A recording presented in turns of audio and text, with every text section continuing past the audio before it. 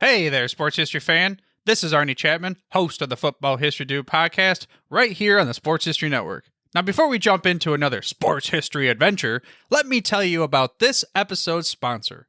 We partnered with Rochester Sports Autographs, the largest JSA authenticated autograph distributor in the United States, where you can get deals on over 30,000 autographed sports collectibles. They even have film, music, and other entertainment autographs on the site, so there's something for everyone. Perhaps you're looking for a gift for Mother's Day, or maybe Father's Day. Heck, who needs a holiday as an excuse to give a piece of sports history to your loved ones? Or how about yourself? Today seems like a great day to add to your sports cave, right? But how is RSA able to offer such great deals on JSA authentication, you ask? Well, they do this by making deals directly with athletes, so there are no extra markups, and they choose to pass these savings on to the customer. All orders from Rochester Sports Autographs are top quality and shipped to your door with top authentication and money-back guarantee. And to make sure RSA knows that the Sports History Network sent you, we created a special link for you. All you have to do is head to shoprsa.com/SHN. Again, that's shoprsa.com/SHN. Head over there to get your piece of sports history today.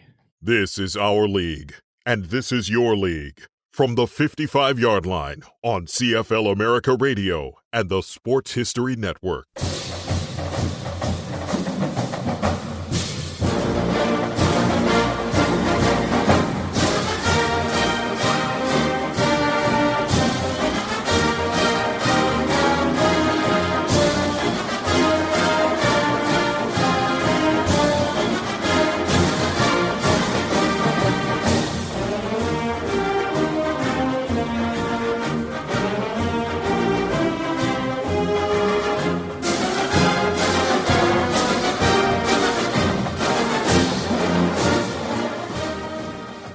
And welcome everybody to the new episode of Gridiron America. And I am sitting here today in Japan with my good friend Joe Zimba. How you doing, my friend? Well, Greg, it's always great to chat with you as well as to see you from so many miles away. And I think people can't see us, but I can explain behind Greg is an awesome display of NFL helmets, memorabilia, and everything that he needs to keep track of what's going on over here. Yeah, it's a little bit of everything back there, including my my comic book action figures, the ones that my wife allowed me to bring over here. I'm a huge Shazam Captain Marvel fan, so you can there's a whole shelf devoted to that. I don't know if you can see that from here, but it's great seeing you. And the last time you and I saw each other was at, I forget which library it was, when you gave a lecture on the Bears and Cardinals, and you signed for me your book, and I have it proudly displayed here, your newest book on the Bears and Cardinals, and that's what we're talking about today. We're talking about Cardinals stuff. So it's always a topic near and dear to my heart, and I know it is to you. Obviously, you've written 2 books on the Cardinals. You've also written one book on the one place that, was the home of the Cardinals where they did their training camp too. That's right. Yeah. The Morgan Park Military Academy, the greatest high school football program that no one ever heard about in Chicago. Hey, you know what? And it's funny you should mention that, because I went to high school at one of the I think is one of the greatest high school football. One of the greatest high school football powerhouses in all of the state of Illinois, down at Bishop McNamara. But the whole story about Morgan Park is just it's amazing. And also too, in addition to your work doing your books, you are basically professor emeritus at the Sports History Network with your podcast, When Football Was Football. And you were also an instructor at the Football Learning Academy, which is run by our good friend Ken Crippen. So, and I know you just actually last night went on the Football Learning Academy myself, and signed up for the 2 courses that you are the instructor of. And you got anything else coming out there soon?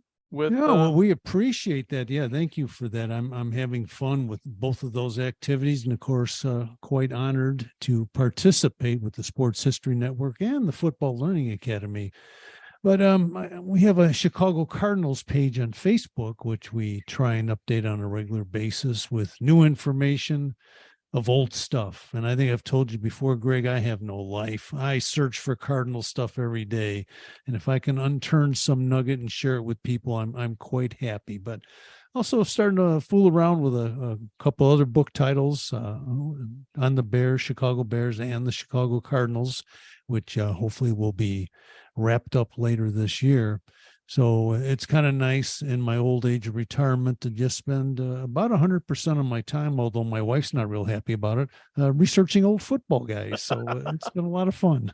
yeah, I get it. Oh, believe me, I get it. And I know your wife too. So, and she definitely, it was a pleasure meeting her too when I was at the library, when I saw you. Well, all the times I've seen you at your lectures, your wife's always been right there with you. And yeah, your wife's like my wife, keeps us on the straight and narrow, and they don't mind the football stuff because they know what we're doing. They can see it, right? Right. It's not like, it's not like we're, in our retirement, we're sitting at a bar somewhere, just, the Which football. sounds pretty good too, though. Huh? Yeah, yeah. And it's funny here in Japan, when it comes to football, it somebody was asking me the other day, oh yeah, I want to, they were asking me about The Rock and the XFL, and it's like, oh, I'm sure. Hmm. And I didn't want to burst anyone's bubble, but here in Japan, when it comes to gridiron football, nobody knows that there's even a gridiron league here.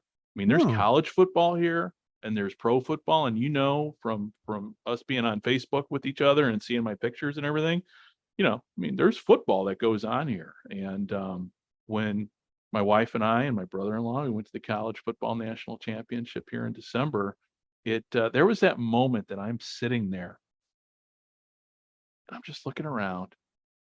I'm like, this what it must have been what it was like sitting in Wrigley Field oh, watching a football game at a mhm. baseball park, and not only a baseball park, but you know a historical ballpark. And even though it wasn't pro, but it had that feel. And the other part of it was nobody was sitting around me wearing anything with NFL properties. It looked like an old school football Whoa. game where people just showed up in their street clothes, cheered on the team. You didn't have anybody wearing jerseys or anything. It was very much, it felt wonderful, actually. It's just, because I've been to enough football games, and I know you have, where it's like you look at people wearing the jerseys, Mhm. and sometimes you wonder, do you even know whose jersey you're wearing? Right. You even know, I mean, like I went down to my first Cardinals game down in Arizona, and I've been to many Cardinals games before going on to see them at Glendale. I'm walking through. This is like hot. I mean, typical Phoenix day. It was like probably 300 degrees outside, but I'm walking through the parking lot, and I have some guy from way over on the other end goes, "Is that a Tim Rosenbach jersey?" I go, "Yes, it is." And I have a Oh, Johnny Johnson one at home.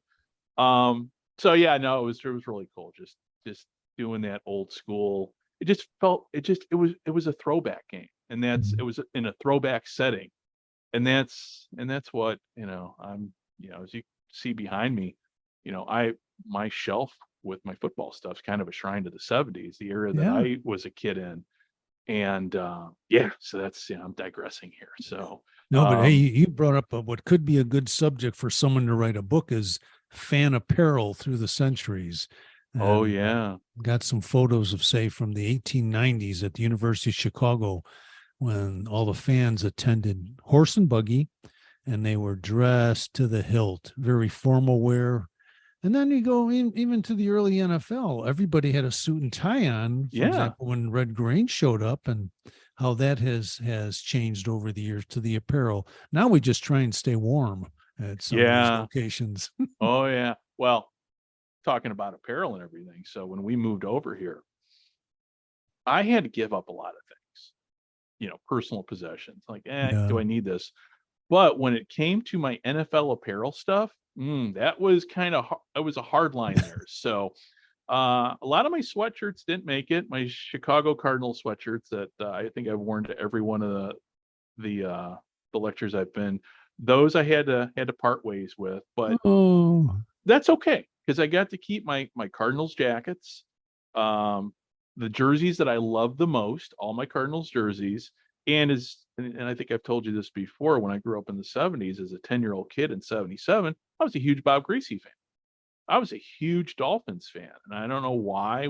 I think it came with Bob Greasy having the horn rimmed glasses, and with the Cardinals connection. The first game I think I really paid attention to was that 1977 Thanksgiving Day game with the Dolphins and the Cardinals, and the Dolphins. Bob Greasy threw for 6 touchdowns in that game, huh. and but that wasn't the most memorable part of the game. And I don't know if you can see it behind me, but there's a signed picture of Conrad Dobler behind me, who just recently passed away. Yeah. And if the most memorable part of that game was his ejection, and then after he got ejected, tossed his helmet in the stands. I don't know why I remember that was that, and I'm like, okay, then that was the game that kind of hooked me on it on the whole spectacle of pro football. And but yeah, and that's I think where I fell in love with the Cardinal bird too. But it wasn't until Bob Greasy retired from the Dolphins that I started shifting my attention, more southwest than southeast, and became now I'm a hardcore Arizona Cardinal fan. And while I grew up in Chicago, loved the Bears, you and I are both, we grew up in an era where both the Cubs and Sox sucked. And so we could, it's like, yeah, I root for both teams because, it's the city that I'm for, not so much the logo on the helmet. Mm-hmm. Yeah. So, but anyway,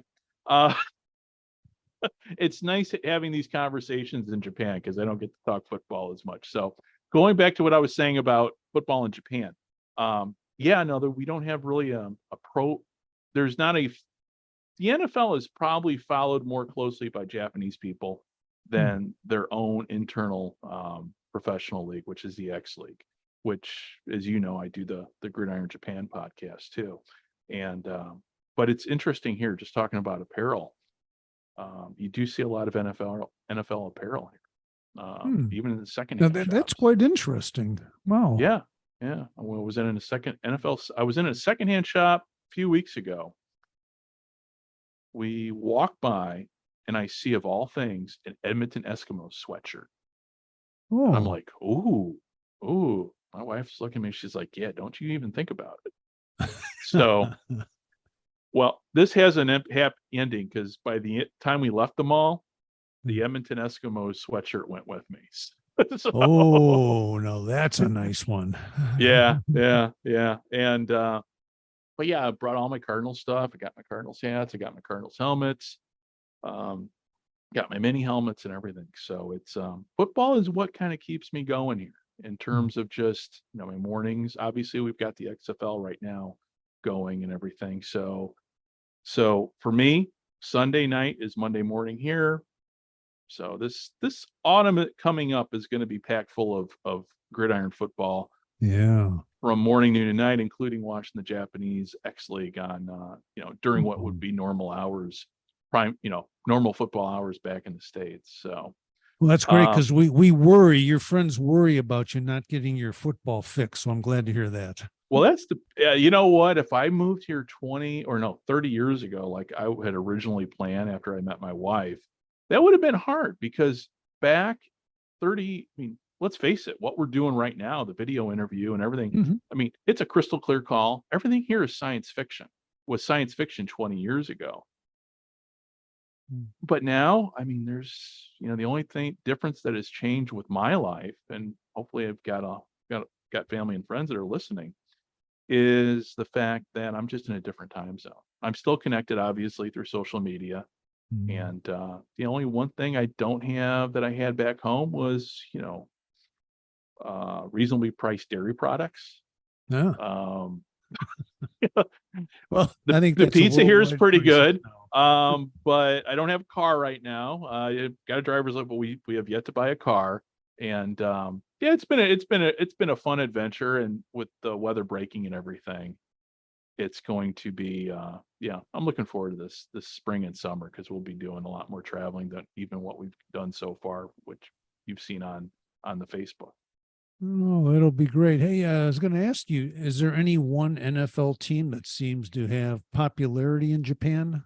Well, if you go around, if you just my unscientific observations have been the Green Bay Packers. I don't know why that is, but I've seen more Packers stuff floating through the malls than anything. And I don't, maybe it's the colors. I don't know. I got to, next time we go to the mall, I'm gonna have to spend a little bit more time in the secondhand shops. And Yeah. on the baseball side of it, you don't see too much with Japanese professional baseball. And it, obviously, baseball here is a huge sport, Mhm. but you see a lot of major league stuff. And I've seen more Sox fans here than I've seen Sox fans back home, Oh, just geez. based upon the apparel itself. Yeah. That's my Yeah. Whoa. so but yeah, Cardinal stuff. Yeah, I haven't seen. I think I have the mother load of all Cardinals gear here. Yeah. So, well, talking about the Cardinals, let's get.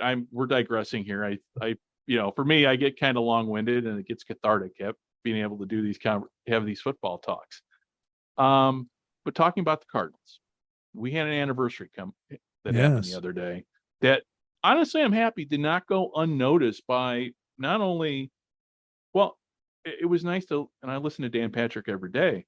Um, Even they brought it up, but the anniversary of the Cardinals leaving Chicago, and you are teaching a class on the Football Learning Academy now Mm. that talks about that, and there's a lot about the Cardinals moves that either isn't the information that's been put out previously has been either fake or either false or embellished. There's a whole story that led to this decision that I wanted to sit down and just have you tell me and tell the audience, how did this how did it come to be our Cardinals left our hometown and made their way eventually down to what I like to term the far, far, far western suburbs of Glendale. Yes. A very good description. Yeah. Yeah, the whole move situation, there's so many layers of it. I think if you're not familiar with sports, but you're a fan and you hear that a team is moving, well, obviously it's for economic reasons. And that was one of the reasons why the Cardinals were looking. But underneath it all, and I really covered this quite deeply in my latest book about the rivalry between the Bears and the Cardinals, that George Ellis of the Bears really just could not wait to get rid of the Cardinals.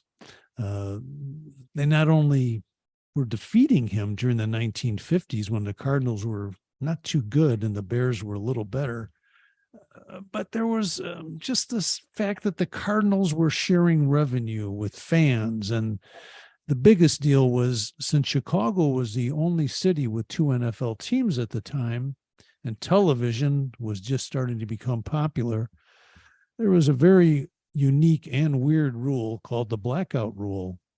And what that meant was that if the Cardinals were playing at home and the Bears were, say, in Detroit, the Bears were not allowed to televise their game back to Chicago, unless I think if there was a sellout or something, and for the Cardinals, which never happened in the 50s. So that was the one thing that was really heavily discussed at the time, was the blackout rule, that it hurt revenue for both the Bears and the Cardinals. And the other part was, with the Cardinals not drawing really well at Comiskey Park, the other teams weren't getting the guarantee that they'd like to get as a visiting team. In the 50s, it was a guarantee of $20,000 if, say, the Eagles came or the Steelers came to Comiskey Park to play the Cardinals. And the Cardinals really had a scrape to get that. Oftentimes, teams also had the opportunity to take a percentage of the gate.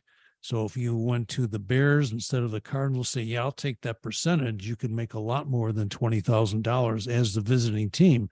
So the $20,000 might cover expenses to bring the entire team and the traveling party and the hotels and the transportation, but teams weren't for business, being professional. And so they wanted to earn a little bit more money. And as I think one of the owners of the Steelers said, that nobody ever made money when they came to play the Cardinals in the city. So there was a couple of reasons there. One was the blackout rule. The second was the revenue that wasn't being generated by the Cardinals. But the third major thing is the Cardinals really would have liked to have looked around a little bit to play at a different stadium. And George Halas kind of put a kibosh on that as well. The Cardinals in 1958 attempted to move to Dyke Stadium on the campus of Northwestern University. They felt they could draw a little more fans by playing up on the north side of Chicago. And there was some precedent for that as well. Back in 1931, now we're going back a few years before then, the Cardinals actually moved to Wrigley Field for their home games for throughout the 30s. And the logic seemed quite simple. The owner of the Cardinals, whose name was Dr. David Jones, he was the city physician for the city of Chicago, not a man of great wealth to be owning a professional football team. He looked at the attendance for the Cardinals game on the south side compared to what the Bears are drawing on the north side, and he got this great idea. He said, I'll just move our games up to Wrigley Field. And the Cubs were glad to have another tenant as well. The problem for the Cardinals was when you first dibs on dates goes to the Cubs, trying to finish the baseball season. And then the Bears got the second choice because they were the original tenants. And then the Cardinals got their home date choices later in the season. So often Cardinals wouldn't play a home game until the end of November. And so the experiment went on for a few years. The Bears fans never really picked up going to Cardinals games, and the Cardinals fans from the south side of Chicago, and you can compare this to the rivalry between the White Sox and the Cubs in baseball now. Anyway, the south side Chicago Cardinals fans felt betrayed that the Cardinals would play their games up there, and they didn't attend the games as well. So, and for the 1940 season, Cardinals were back at Comiskey Park.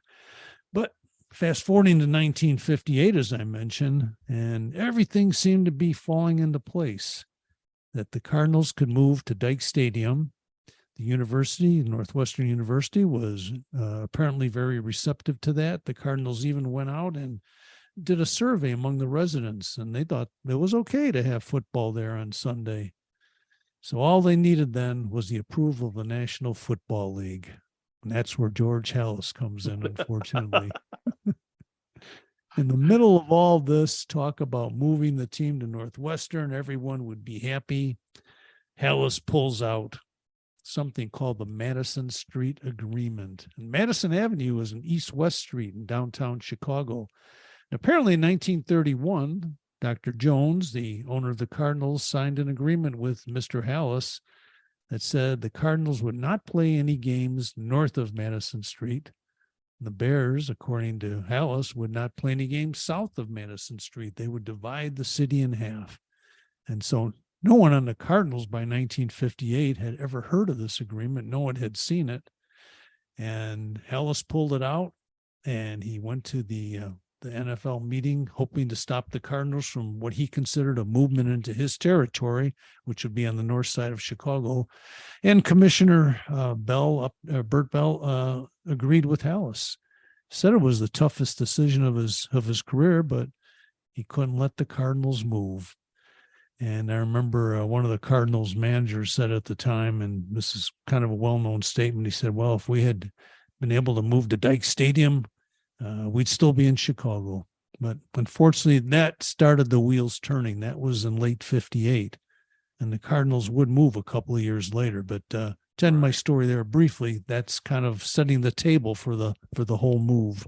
Well, let me ask you, when it comes to stadiums, now you and I, for those who are listening that don't know, the Chicago area really is you would think in a major metropolitan area like what we lived in and grew up in, that there'd be more than a few stadiums. But when it comes to, I mean, in terms of major colleges, the University of Chicago was a football powerhouse, but obviously their program ended in the 30s, I think, was it? Yeah, end of the 30s. End of the 30s. So the stadium there was on its way out and was eventually torn down. And obviously, we know what happened underneath the stands Mm-hmm. that led to the atomic age that we now live in. But so you had Comiskey Park, which back then, I mean, even back then, Comiskey Park was an old park. It was, It yes. it yes. was. I mean, it was built, I think, in 1910.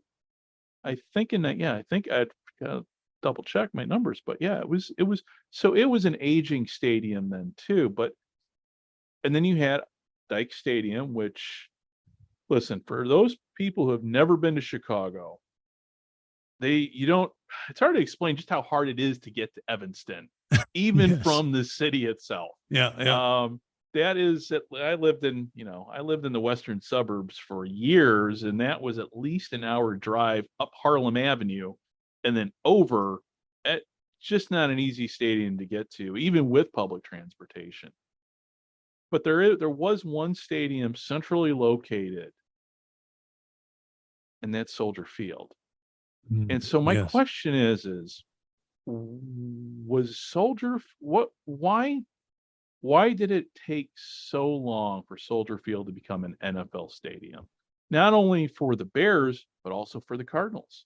Right. And that stadium was built, I believe, in 1924, and it hosted huge crowds. I think for 110,000 people attended a Notre Dame game there right after it opened. It also Army-Navy hosted game. auto races. Army-Navy game. Yep, Army-Navy played there. And so, but it wasn't used. It hosted the Pan American Games in 1959, for example, but it was huge. And if you see it on television now as the home of the Bears, it's not anywhere near the size it used to be. There was a north end, so they could fit this full track in there for athletic events as well as auto racing. It truly was. I mean, it truly was an Olympic stadium. It was, I mean, yeah. Yeah, I mean, Just a huge place. You would compare Soldier Field as it was to what the LA Memorial Coliseum is. That's a good example. That right? type of grandeur. Mm-hmm. Yeah, and that huge place. But the Cardinals did move there in 1959. They played 4 of their 6 home games there.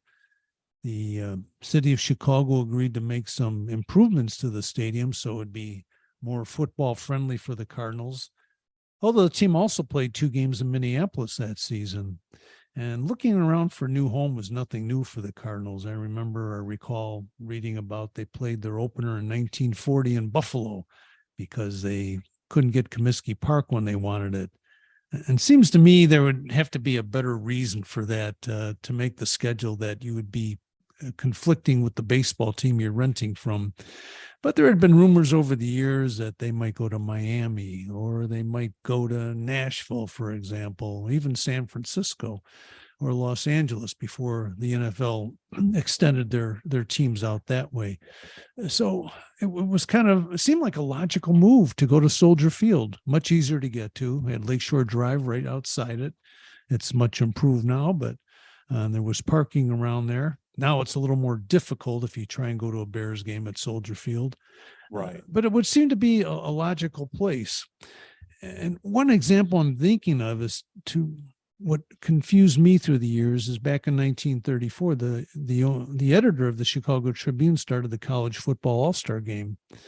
And that drew massive crowds. 101,000 saw the Cardinals play the All-Stars in 1948.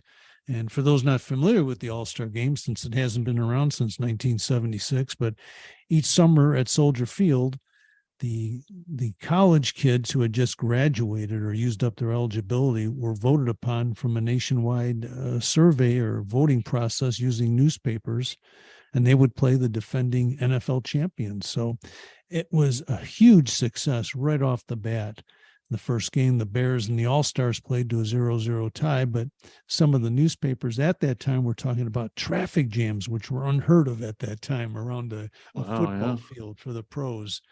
And so it worked. And back really then, well. Lakeshore Drive was like the main way to get into the city. It was, yeah. One of the main ways. I mean, nowadays, obviously, they're different ways. So I can only imagine. I know what those traffic jams on Lakeshore Drive are during a normal day. I can only imagine what they would have been like back during that time period. Yeah. And they even played night games for the All-Stars way back then. So that was just shortly after, I think the Cardinals played the first night game in the NFL in 1929 or so. So it was quite the event, and it would seem logical that the Cardinals could have played there years and years before they did, but for some reason they didn't. Maybe the rent was too high. I'm Well, not sure, but and we both know how. I mean, that is owned by the Chicago Park District, so it we is, know. yes. I mean, we just know with current history with the Bears right now how ever since 1970, ever since I think 1971, the Bears have called Soldier Field home. Mhm. And anybody who is from Chicago, anybody who's a Bears fan knows what the history, the Bears in the Park District. It was always an uneasy relationship from day one. And now, I mean, obviously we're we're looking at full blown divorce here with with Arlington Heights and everything. Right, So yes. I mean, we can take what we know from here in the recent history and kind of extrapolate as to what that back then.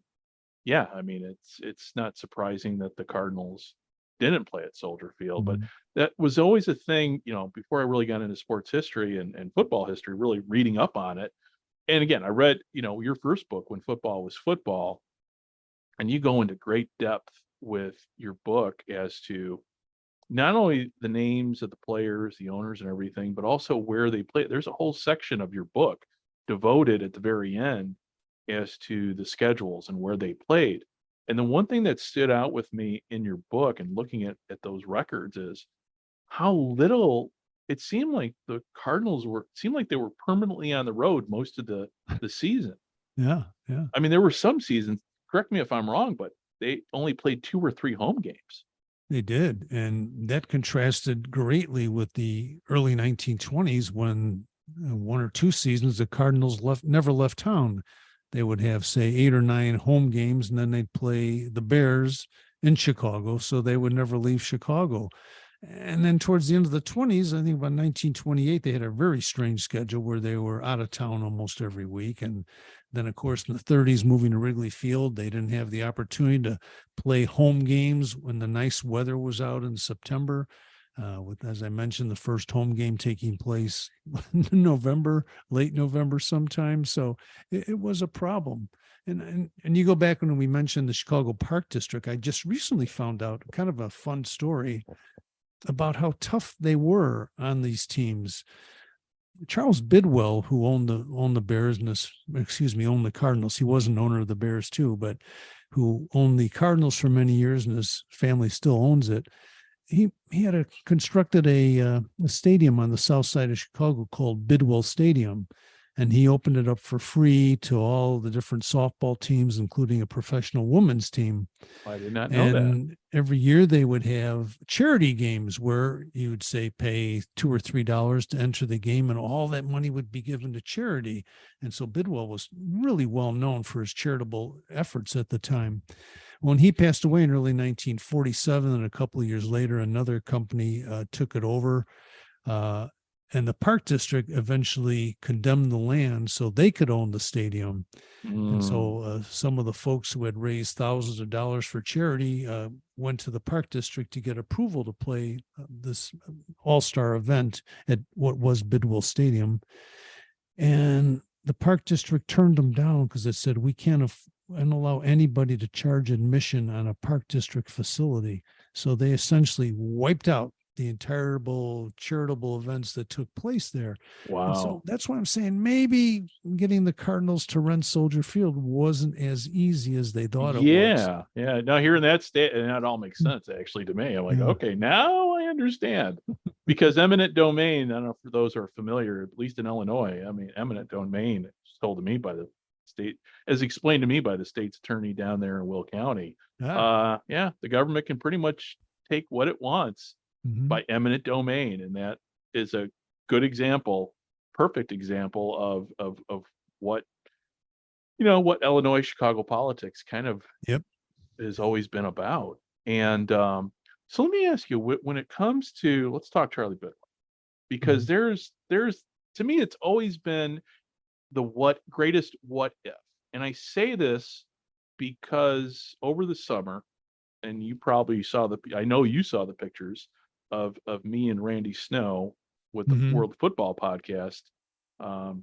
Randy likes to go visit the graves of famous individuals, famous football individuals, and so as part of our journey over a course of two days, we took actually right down the street from where, not too far from where I lived, the graves of Charlie and Violet Bidwell, buried Yeah. in they're in Hillside at the mausoleum. And so when I was there, Randy and I were having this discussion.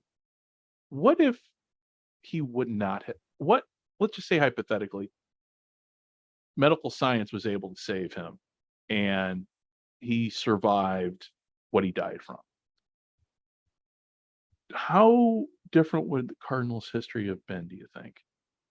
Ooh, boy, that is a great question. And for a couple of reasons. One, he disproved the notion that the Cardinals were not willing to spend money. He spent a lot of money, for example, recruiting and signing Charlie Trippi in early 1947 before he passed. Right. And the other thing that was always interesting is he was good friends with George Halas. He had owned a share of the Bears before he took over the Cardinals. And so I think so much acrimony came out, and I might even call it hate, between Walter Wolfner, who married Charlie Bidwell's widow. Right. He's not a football man, and I still would think that if Charles Bidwell was there, the Cardinals might still be in Chicago. Wolfner was from St. Louis. He just seemed to aggravate everybody. The team that won the championship in 47 was virtually disintegrated within a year or so. Yeah. And we hear stories about how Jimmy Councilman, the coach, couldn't stand Wolfner, so he left. Even Curly Lambeau, the surprise selection in 1950 as a coach, he didn't last 2 years because supposedly of Wolfner. And even there was a president of the team that was a football man who left the Cardinals because apparently he couldn't get along with Walter Wolfner. So I think if Charles Bidwell was still around, we might still have the Cardinals on the South Side. He may have jumped in and earlier worked deals because he knew everybody. Who Well, knows? He and owned there's their. and you could even extrapolate too, Yeah, because you at some point the Bears and Cardinals would have had to work together towards a new stadium. yeah. It's not knowing what we see out in LA and what we see out in New Jersey. It's you don't have to imagine too hard that that's probably what would that's what would have happened in Chicago. There might be a stadium already out in Arlington Heights Mhm. where two teams are playing right now. Yeah, they could be. But if Yeah. you think of another thing, Bidwell was also operating 2 horse race tracks. Yeah. Hawthorne Yeah. and Sportsman. Sportsman Mhm. eventually turned into an auto racing track for Indy cars. Right. Could he have taken one of those and remodeled it for a football team? The guy was very active and very creative. Yeah, I forgot about the property he owned, but yeah, I Yeah, forgot about the so, parks. or he could have just, at the time, there was plenty of vacant land around the city that he may have gone ahead and just built his own stadium as well. Right. And oh, and so talking about that and talking about, so he passed away and 2 years later, Violet remarries. Mhm. Now the relationship, now that to me has always been kind of the key turning point for that franchise is when Charlie Bidwell died. Mm. Everything kind of turned for the franchise. Like you said, that championship team was pretty much, they went back to the championship in 48 and lost by a touchdown to the Eagles. And after that, never sniffed anything Mm. in terms of winning for quite a long while. So what was the relationship at that point? So when he died after that, so when Wolfner came in, it seemed to me, everything that I've read with your book and in other books, the team was operating on a shoestring, constantly on a loss, but it was a loss that was absorbable. I mean, they lost money, it seemed like every year, but the Mhm. losses weren't horrible and they could survive the losses by borrowing, taken from, using money from other ventures Mhm. to kind of supplement. But how much of a mom and pop operation was it, I guess, is what I'm trying to ask. I Because think you've looked at the numbers, and you've been to the Pro Football Hall of Fame and looked at a lot of documents. So mhm. I asked that somebody who's witnessed in a way kind of witnessed history firsthand through all your research. Yeah, and then that part is always fun. But yeah, Bidwell was a good manager, in my opinion. He ran a whole umbrella of different companies, from the racetracks to dog tracks to his printing company, which sold programs and tickets for everybody in the area. So he was making a good living. And he wasn't afraid to get involved as well. He was proactive, for example, with the softball leagues. He started the softball team called the Bluebirds in Chicago for women's softball. And he opened the doors for women to be professionals during World War II. And so he's the kind of guy, I think, was such a go-getter, and he was still so young, in his early 50s, I believe, when he passed away, that he always was thinking of a way not only to, let's say, make a buck, but also to have fun doing it. In fact, someone asked him, "You're losing money on the Cardinals or on this and that," and he said, "Well, what's the fun of having all this money if you can't spend it?" So I always thought that was a neat quote for him as a manager, that, as you just said, he always seemed to have the ability to, shall we say, rob Peter to pay Paul. And rob is too strong a word, but from one of the other companies might hold the Cardinals off until they could get the attendance in. And Yeah, the Bears had the same problem in the 30s. right. George Halas had IOUs out to his coaches and to his players like Banco Nagurski, and paid them off in notes with interest when they started getting money in from attendance. And so that's why football being televised was so important in the 50s. And Halas was one of the first to jump in, starting his own little network in the early 50s.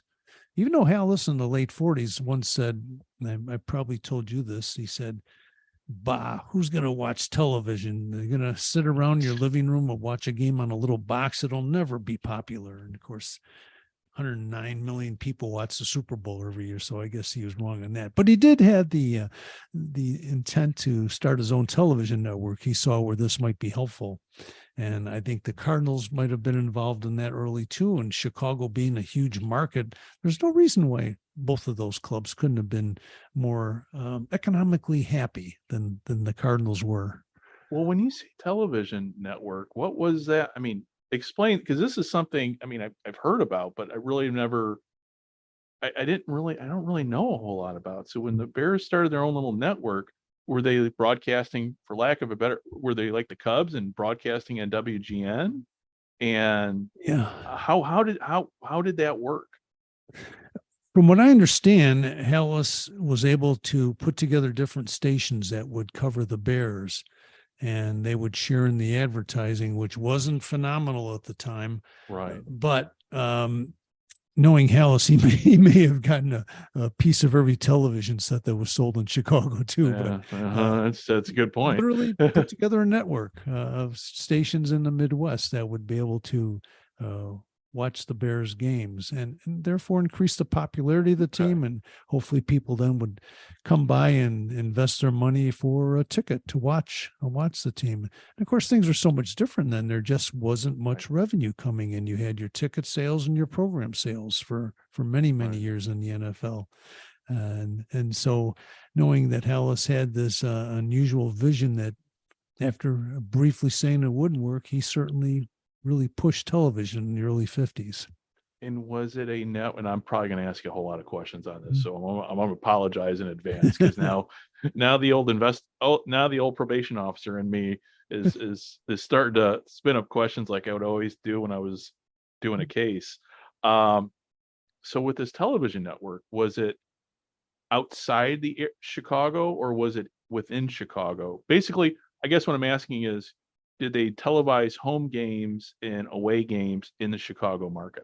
Yeah, I think it was all home games that were televised outside of Chicago, going as far as South Bend or say Beloit, Wisconsin. Okay. And I'm thinking there was one or possibly two channels in Chicago, WBKB, which is now Channel 2, was one in Chicago that televised the Bears game. So it wasn't, from my understanding, and I haven't done a great deal of research, but it just struck me as something quite interesting that Hallis had this vision to put together different television stations, and radio broadcasting wasn't that old either at the time. So they were doing that on WGN going back to the early 20s, especially when Red Grange had his first game. There was 2 or 3 radio stations that were covering that game. And so they were seeing a little bit how the revenue might be there eventually. As I mentioned, we traditionally saw ticket sales, program sales, but now we had the electronic, which is a strong word for the time, media coming in and getting some sales out of that as well. Yeah. And, back then, up until, through my childhood, and over the air antenna TV was the main way you watched everything. I mean, people talk about streaming nowadays and how ubiquitous it is, and nobody's watching cable. Cable subscribers are going down, but over the air free TV has always been a staple everywhere, not just in America. Yeah. I cut the cord here in Japan, and I can watch all my Tokyo Giants games free. The Tokyo Giants here, it's funny. I'm digressing just a little bit, so bear with me. They're basically, you know what? When I watch Tokyo Giants here, it reminds me of watching the Cubs on WGN. They're ubiquitous. It's like, boom, Giants are on. And, going back to the Bears, they had George Halas had the foresight to at least attempt something like that. But there was another, as the 50s wore on, there was also the talk, the push for expansion, because the NFL, for those who don't know, who are listening to this and don't really know football history, people forget that the NFL consisted pretty much of 12 teams for a good part of its history through the 1950s. Am I right on the number? Because I'm going to assume you are, but okay. Yes. Because I always sit down, because when I tell people, I always try to prove how I hate saying this, how old I am. I go, you have to remember, I was born at a time when Lombardi coached the Packers and there were 12 NFL teams. And I get this look like, what? So, but back then you had the NFL. The NFL was an old boys club, including the Bidwells. The Bidwells, they were, not that they were founding members, but they had been with the NFL, much like with the Rooneys and everything. They were part of that, all the traditional families that, and for a lot of the teams, are still with us. I mean, the Gaskies, the Rooneys, the Bidwells. I mean, those 3 families right there. And unfortunately, the Bells are not part of that. And you and I are both friends with Upton, and right. And Upton tells a story about how, fate intervened, that him and his brother weren't able to own the Eagles because of his father's untimely passing. So, but you had to push for people were clamoring for expansion. The 1950s, it was post-war America. Things were changing. But the NFL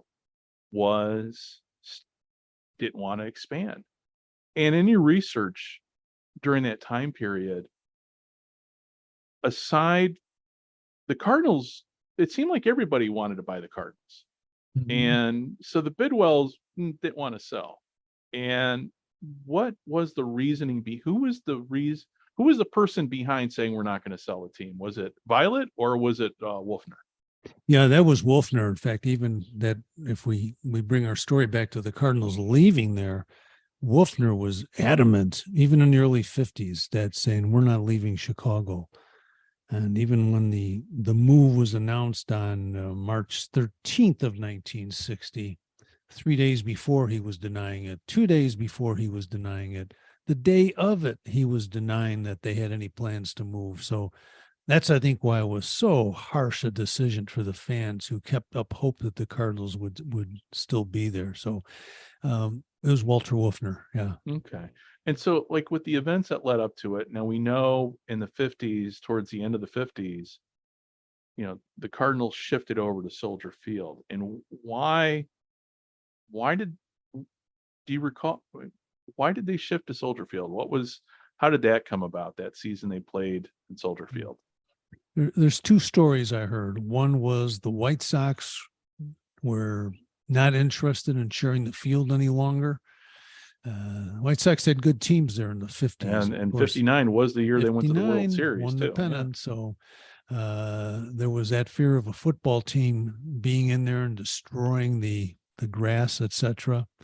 And the other that was that the Cardinals, after being turned down for Dyke Stadium, really wanted to test the grounds, maybe finally seeing if there was some place where they could attract more fans, Soldier Field being a logical move. But of course, as I mentioned, they played 2 games in Minneapolis as well that didn't really draw that well. They only drew about 20,000 people each, but it was still a time of experimentation until the denials kept getting stronger and stronger from Wolfner. And I guess when someone denies something that much, you wonder, well, what is really going on here?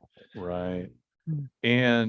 But there was one individual, there are actually 2 individuals that really pushed for to buy the Cardinals. Mhm. And so you're talking Bud Adams and Lamar Hunt. Yep. And I always wonder, I always like doing, again, I go back to the what if questions. What if the Cardinals were now known either as the Houston Cardinals or the Dallas Cardinals? How different our reality would look. Yeah. Just on the sports, just on when it comes to sports.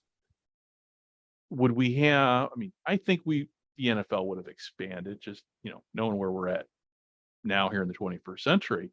But just the whole landscape of sports would have been so completely different had the Cardinals moved to Dallas or Houston. Yeah.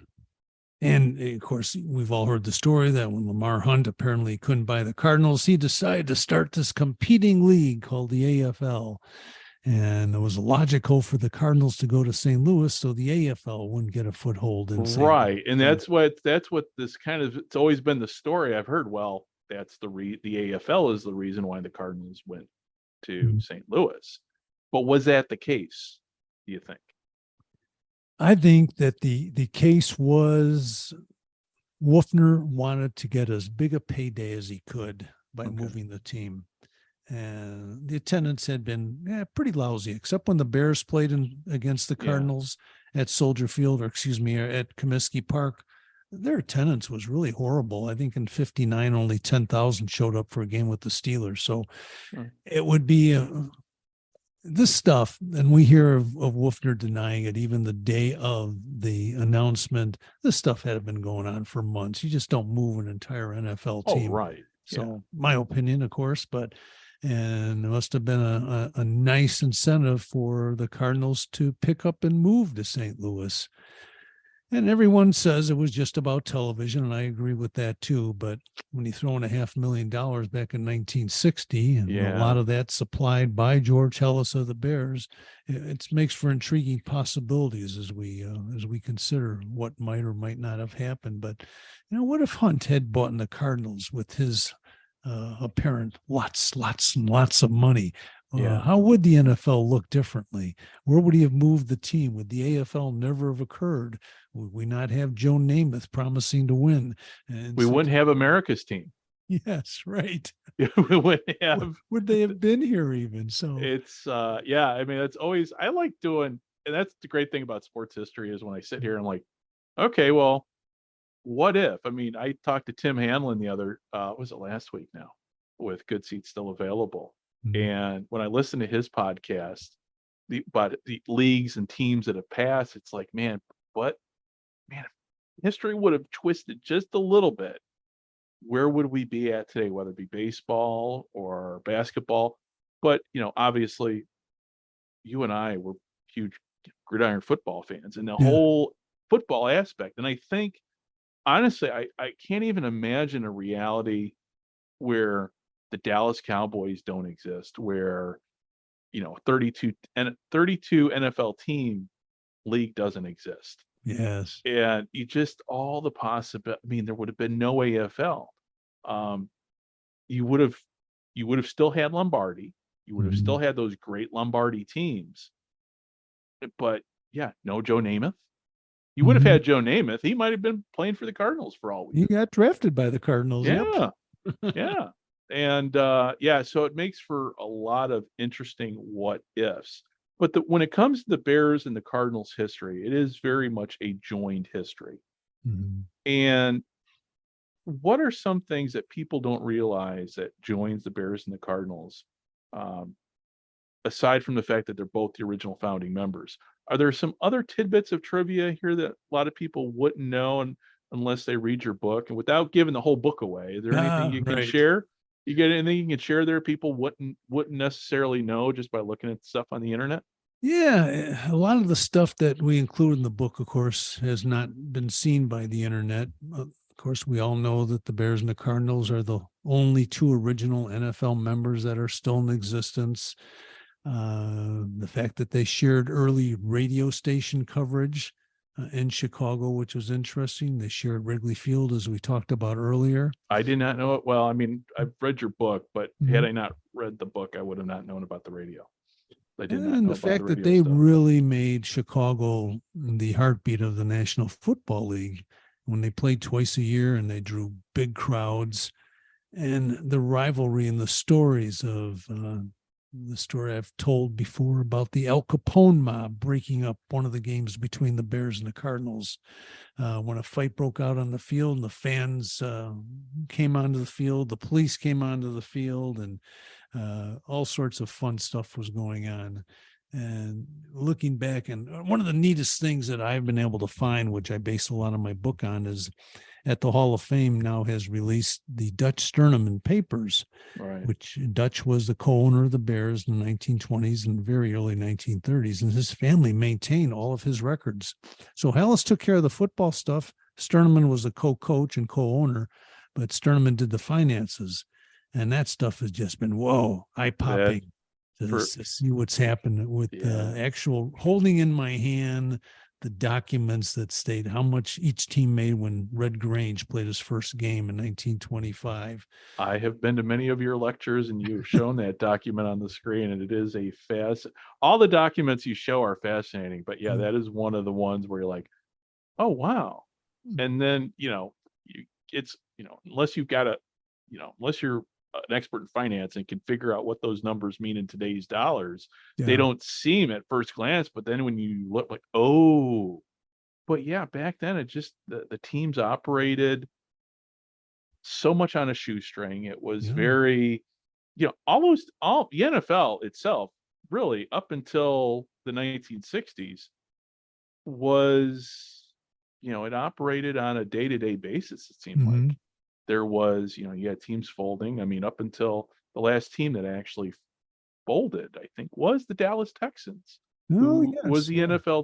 Dallas Texans was the last NFL team that I think actually folded, if I'm not mistaken. Mhm. And yeah, so when it comes to that time period in the 50s, going back to little things like even logos on helmets. So when the Oh, right. Bears, Yeah. yeah, so up until what? I mean, the Colts and the Rams were one of the, talking. I bet me. I do love football aesthetics, and I'm very much a fashionista Ah. when it comes to football. That's the reason why I'm a huge Cardinals fan. I love the old bird. Not a Yeah. big fan of the new one, the one that they currently have, but it is what it is. But Mhm. that old the parakeet on the helmet, for when I was growing up is, and also too with the way the Dolphins logo was and the Bears, just very just something about it. I can't even explain why or how. But when the Cardinals were in Chicago, when they made the change to St. Louis, they went to Sportsman's Park, and they Yes. obviously that's the year that they slapped the logo on the helmet. And to me, that's always been kind of the birth of the modern NFL when teams started, paying attention to like NFL properties. NFL films came along not too much, Right. right about that time too. So, without NFL films, you might agree with me, you might disagree with me, but I don't think without NFL films, the NFL would be as popular it is now. Mhm. least They that's just brought my a take. little bit of poetry to a very difficult and challenging game. That's for sure. Yeah, and it's something you don't see. I mean, the NFL films that we grew up with, that we know, is not the same NFL films that we see on the NFL Network now. We get glimpses of it every now and then for old specials. I mean, thank God for YouTube. Thank God for on-demand stuff, and even the NFL Network has got some Yeah. of the old stuff and everything. So going back to when the Cardinals left Chicago, they went to Sportsman's Park. What was it like in Chicago? Was it just like, boom, they're gone? I mean, was there an outcry? It wasn't like what you saw in Cleveland when the Browns left, or Yes. even in Houston when the Oilers left. What was it? Was it just kind of like a shrug from the city? It was shock. I think a lot of shock, mainly because Wolfner kept saying there's no chance the team is going to leave. And people thought, yes, there is a chance. But in the talks I give around Chicago, and people still are saying, yeah, my dad or my grandfather was a fan and he was so upset. Now he follows the Bears, or he follows the Packers, or he Yeah. still follows the Cardinals. And Well, so I think anytime the they were, Packers lose, an angel gets its wings. And we yeah, both know that, both being a Cardinals and Bears fan, yep, anytime both our teams beat the Packers, an angel gets its wings. that's a So, good day. Yeah. yeah. So there's a lot of dismay, a lot of disbelief, and the newspapers as well. Pretty much were against Wolfner for this, but it's hard to say. There's so much stuff going on behind the scenes, the finances, and I think it would have been a lot cleaner if he had just not spent so much time denying it. Every paper around the country that I tried to look at, and they're from Tampa and Minnesota and New York, and Wolfner being on the wire service is saying, Right. we're not going to move. We're still the Chicago Cardinals. Even on the morning the sale was announced, there's an article saying we're not moving. It reminds me of Robert Ursay moving the Colts. Oh, yeah, yeah. Yeah. Except, no alcohol involved. Yeah, right. If you remember those videos of Ursay at the airport denying the Colts were going to move, and not too much later, they were gone. In the But heat of the night. yeah. But with the Chicago media was, it seems like it, and maybe you'll agree with me, and I think you will. But when it comes to the South Side of Chicago, the teams on the South Side to me have always kind of gotten the short shrift. Mhm. If you remember way back when, in the late 80s, early 90s, Sox were talking about moving if they wouldn't have got a new stadium. Yeah. And they got a new stadium. But we would never, nobody's, there's always that talk about, well, if the Bears are obviously moving to Arlington Heights, but they're not leaving Chicago, and we know, but the Bears are going to Arlington Heights, but they're still going to be the Chicago Bears. The Cubs are never going to Chicago, and if the Cubs ever did, the outcry would be. But and just reading it, I never got a sense that yes, there was people that were upset, but there was never an outcry that like you would see now if a team just up and moved, much like the Browns did, or even the Oilers did, and even with the Raiders. So, but that was the first big move too for the NFL, the first It was, major yeah. relocation. And that's something people don't really talk about. I think, and I agree with you when you said there wasn't a lot of concern because it quickly became old news in Chicago. Right. The Cardinals are gone. Oh, well, we still have the Bears. And the Bears are more popular. We can Right. get behind them. So I think how quickly that it was not a front page story said a lot about the Cardinals move. And even the fact that when they moved, and there was a lot of newspapers in town then, didn't really cover that too deeply. The Tribune did, of course, and I think the Daily News and the Sun-Times, but it wasn't a great deal of coverage, nor was there a lot of hand wringing and saying, "Oh, woe is us, we lost our team." Well, they're gone. Well, and also too, nobody was demanding a new public stadium too, if I recall correctly. Mm-hmm.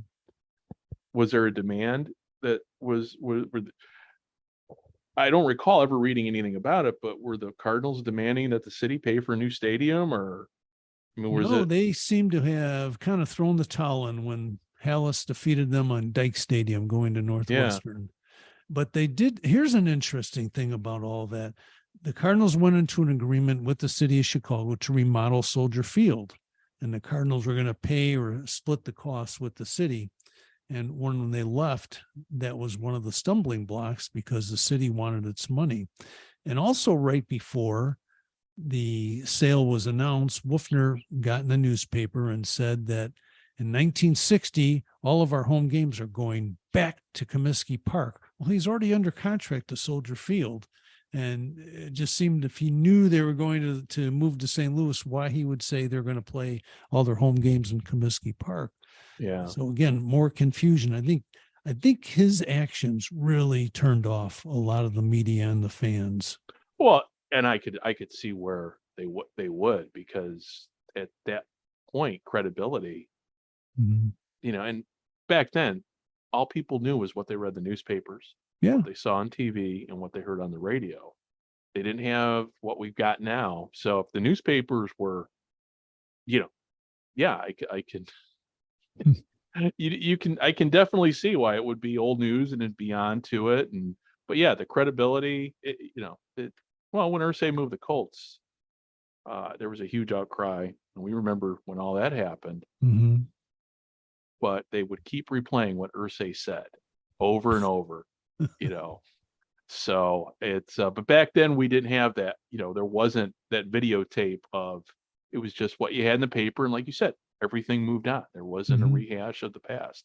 So, And and nor real did quick, we have negative reporting from the media, nor did we have the ability on social media for 8 million individuals to voice their opinion on this. yeah, They were exactly. gone. Which is, in some ways good, some ways bad. So it's always, and you and I both know Twitter and social media is a double-edged sword. So, Yes. yeah, I could only imagine if that would have happened today. And so now here we are, and the Cardinals being in St. Louis, that's a whole nother chapter that, and I know that, even though I know you're, huge, you're not writing it. Your research has never been, it's always ventured. You've always had a little carryover into the St. Louis years, but your focus has always been as when the Cardinals have been in Chicago. Yeah. Yeah. And, obviously your dad was under contract with the Cardinals.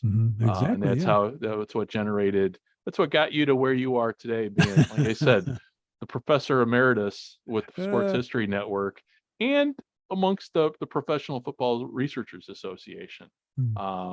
You and other guys like Ken Crippen keep, keep the football history, the pro football history spirit alive, because it's one of those subjects that just, like you said, you do this all the time. I've noticed is in my retirement, that's all I do is I kind of eat and sleep football, it seems like, and I do enjoy it. So, well, before I let you go here, before we end, now you and I, even though we're going to hit the stop button, I got a whole nother idea that I want to talk to you after the recording stops. But let everybody know where they can find you on social media, and also, more importantly, where they can find your book, because it's available on, the new book's available paperback. Do you have, I can't remember. Do you have audiobook? No, not yet. No. Okay. Well, but it is available on version, Kindle. though. There's Yeah, a it's Kindle available version. on Kindle. Mm-hmm. So where can everybody find you? Yeah, I think the easiest spot is a couple ways, right through McFarland Publishing on their website. Also, of course, Amazon, but the websites for, say, Target or Barnes and Noble also would have the book. And it's in paperback as well as an e-version, which is about half the price, I think. So also on social media, we're on Twitter at Shy Cards. And then on our Facebook site is Chicago Cardinals. And what else is there? But yeah, those are the main places to reach us. And I always, my email is on there too. We will respond to everybody who writes in and have questions about the Cardinals back when they're in Chicago. And that's always a lot of fun because we'll get notes from people whose, say, grandfather, great-grandfather played for the Cardinals. And it was really nice this past fall. I did, I think, 20 talks to promote the book. And you were at a couple of them and managed to stay awake. So I'm always grateful for that. Well, I was going to ask you before we finally wrap up here. Are you doing any upcoming talks, say, down where you're at right now? I know you been floating around the floating around Arizona doing giving talks. Any more planned down there? Well, a couple that one we did in Mesa at the Mesa Library, then we'll be in Ventana Canyon, but I'm not sure when we are going to release this portion of the talk, but that's I think March 20th. Oh, this thing's going out later on tonight after okay. after I spend my day outside working in the yard here. It's a sunny day here in southwestern Japan. But are you planning on being back in Phoenix anytime soon, like the Mesa area? Because I know, and I'm gonna give a shout out to my aunt and uncle who live in Mesa. I don't think they were at your. In fact, I know because they would have said something, but they didn't. They weren't able to make it to your last talk in Mesa. Are you going to be going back to Mesa anytime soon? Yeah, not probably till early next year. I think we will be Okay. back. Right. But wrapping up my time here, and we want to thank everybody who came to that Mesa presentation. A lot of people, and we had some great questions, and it's nice to see fans interested in NFL history, and particularly the Cardinals history back when they're in Chicago.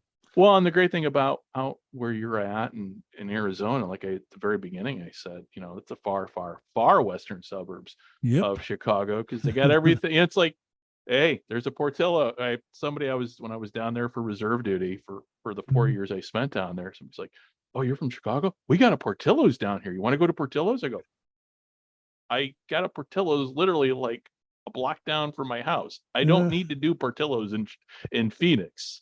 I had other good places that I like. Fate's Brewery over there on Scottsdale Road is always, if you've not been there, it's a great place to go. So next time you're in Scottsdale, Scottsdale and McDowell, it's one of my favorite places.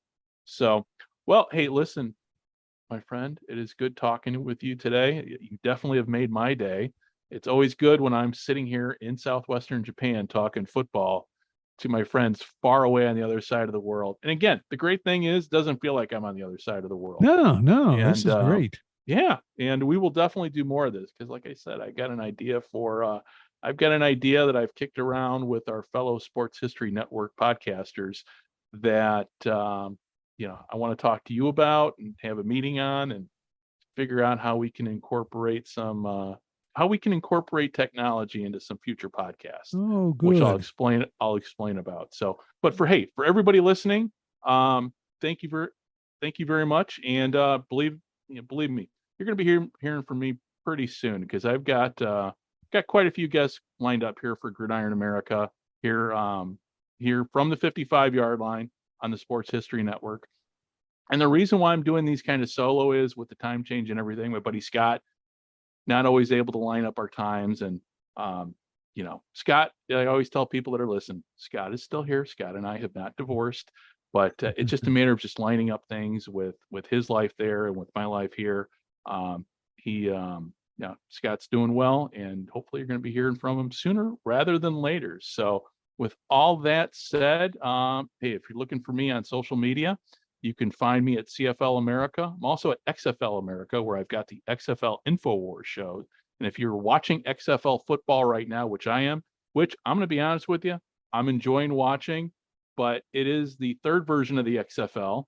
And if you had a chance, I just recently interviewed Brett Forrest, who wrote the history book on the first XFL, which was a very, it was an enjoyable interview, and that's another great book out there. Joe, you haven't read that book yet, right? I have not, no, but now you've got me anxious to look for it. Yeah, just re-released too on Kindle, and it is truly, it's one of those books where you just like, and then 4 hours later you're midway through it, almost done with it. It's a phenomenal read.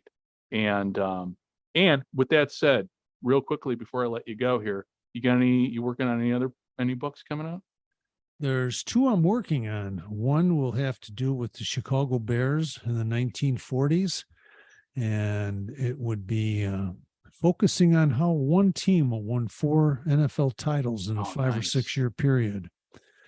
And then a few years, we're coming up to 1925, which in my opinion is the craziest year in NFL history. So there might be a book on that as well, Greg. Nice. I know where you're alluding to too. So, and I'll leave that there with that. I won't give away the spoiler on that. So, All right. Well, listen, on behalf of myself and Joe Zimba, thank you for listening. And I shall be talking with you, or we shall all be talking with you very, very soon. Check out Joe's podcast, When Football Was Football, on the Sports History Network. And thank you for listening. This is Billy Stacy of the St. Louis Football Cardinals, and the Cardinals are charging.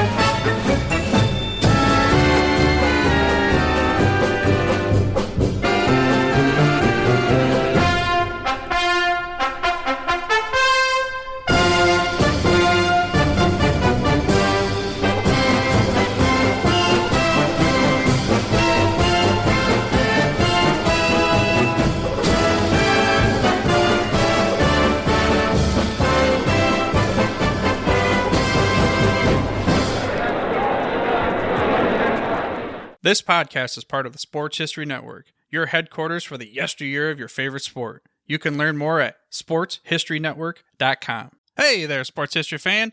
This is Arnie Chapman, a.k.a. the Football History Dude, and I hope that you enjoyed this recent episode presented by the Sports History Network and were able to learn some good old-fashioned sports history knowledge nuggets. I started the Sports History Network back in 2020 with the mission to help podcasters find a community of like-minded sports history nerds, as well as helping aspiring podcasters to start their own shows. We have a little bit over 30 shows on the network right now covering all sorts of sports history, but as far as I'm concerned, we're just at the toothpick in the ocean moment, that can't even figure it out because there's so much more coming. We wanted to create the ultimate headquarters for sports yesteryear, starting with Podcast Network and our website, but we're going to continue to move into other mediums as well. And here's the cool part, because we want you to be part of our team. So if you're interested in starting your own podcast, or maybe being a guest on one of our shows, or who knows, maybe even writing an article for us over on the website, seriously, all you got to do is reach out to us on the contact page over at sportshistorynetwork.com. You can be as technologically savvy as a Neanderthal tapping on a stone trying to figure out this whole hieroglyphics thing back in the day. Again, it doesn't matter, because even if you don't understand the whole podcast space, we have a production team that can pretty much help you out with doing everything. All you got to do, head over to sportshistorynetwork.com, head to the contact page, fill it out. That message goes right to me, and I'll reach out to you as soon as I can. But for now, dude, I'm through if you're through.